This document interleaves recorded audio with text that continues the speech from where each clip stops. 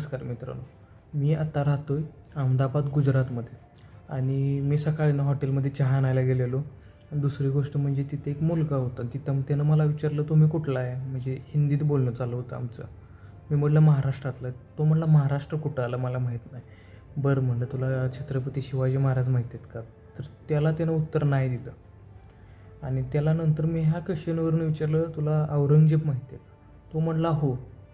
म्हणजे आपला जो इतिहास शिकवला जातो आपल्या देशामध्ये हा पूर्ण चुकीचा आहे. हे कुठंतरी बदललं पाहिजे असं मला वाटतं.